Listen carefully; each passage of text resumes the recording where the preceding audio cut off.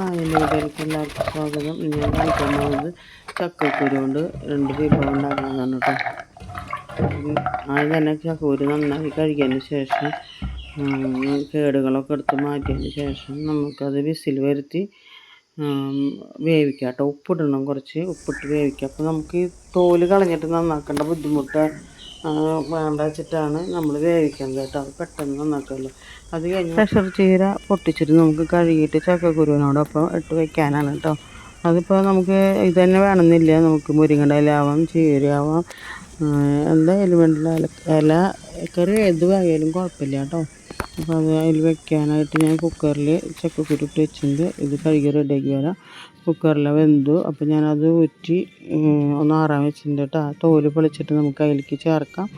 ഇത് മാത്രമല്ല, ഞാൻ ചക്കക്കുരു മെഗ്ഗും കൂടിയിട്ട് റോസ്റ്റ് ഉണ്ടാക്കിയിട്ടുണ്ട്. പക്ഷെ അത് മുഴുവനായിട്ട് കാണിക്കാൻ പറ്റിയില്ല. ഉണ്ടാക്കിയതിന് ശേഷം ഞാൻ കാണിച്ചുള്ളൂ.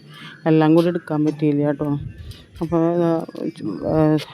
കടായി വെച്ച് അതിൽ കടുകിട്ട് സബോള ഇട്ട് പിന്നെ മഞ്ഞൾപ്പൊടി മുളക് പൊടി ഇട്ടു, നമ്മുടെ ചീര ഇട്ടു, ഉപ്പ് പാകത്തിനിട്ട് ഇളക്കിയിട്ടാണ്.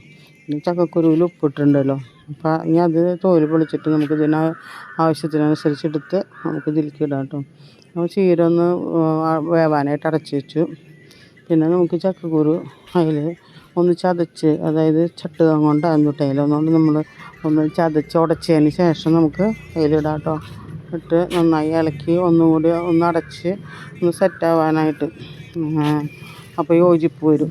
അതങ്ങനെ നമുക്ക് ഇളക്കി യോജിപ്പിച്ച് ഒന്ന് അടച്ചിട്ട് നമ്മുടെ ഉപ്പേരി റെഡിയാക്കാം. പിന്നെ ഞാൻ എഗ്ഗ് റോസ്റ്റ് ഉണ്ടാക്കുന്നതെന്ന് വെച്ചാൽ ഇതിൽ തക്കാളി ഒരു 3-4 എടുത്തിട്ടുണ്ട്. പിന്നെ സബോള 2-3 ഒക്കെ എടുത്തിട്ടുണ്ട്. അതൊക്കെ എടുത്ത് സബോള ഇട്ട് വാട്ടിയതിന് ശേഷം തക്കാളി ഇട്ട്, പിന്നെ നമ്മുടെ ഇഞ്ചി, പച്ചമുളക്, വെളുത്തുള്ളി, ഒക്കെ കൂടിയിട്ട് അരച്ചിട്ട് കറിവേപ്പിൻ്റെ മല്ലിത്തയും പിന്നെ വെറുതെ ഇടുക ചെയ്തിട്ടോ. ഇട്ട് കറി മസാല പൊടി ഇട്ട്, മല്ലിപ്പൊടി ചേർത്തില്ല, മുളക് പൊടി ഒക്കെ അതിൽ കൂടി ചേർത്ത്, പിന്നെ അരപ്പ് അതിൽ ചേർത്ത്, അങ്ങനെ നമ്മുടെ എഗ്ഗും പിന്നെ ചക്കക്കുരു കൂടിയിട്ടുള്ള റോസ്റ്റ് ഉണ്ടാക്കിയിട്ട് നല്ല ടേസ്റ്റ് ഉണ്ടായിരുന്നു. സൂപ്പർ ടേസ്റ്റായിരുന്നു കേട്ടോ. അങ്ങനെ നമ്മുടെ ഉപ്പേരി ഇതാ റെഡിയായി. ചക്കക്കുരു ഉപ്പേരി റെഡിയായി. നമ്മുടെ എഗ്ഗും ചക്കക്കുരും കൂടിയിട്ടുള്ള റോസ്റ്റും റെഡിയായി കേട്ടോ. നിങ്ങൾക്കിത് ഇഷ്ടപ്പെടുന്ന ലൈക്ക് ചെയ്യുക, ഷെയർ ചെയ്യുക, സബ്സ്ക്രൈബ് ചെയ്യുക, ബെല്ലൈക്കൻ അമർത്തുക. പിന്നെ എൻ്റെ വീഡിയോ മുഴുവനായിട്ടൊന്ന് കാണൂ കേട്ടോ. നിങ്ങളെ മാതിരി ഉണ്ടാക്കി നോക്കുകയും ചെയ്യും. Okay, thank you.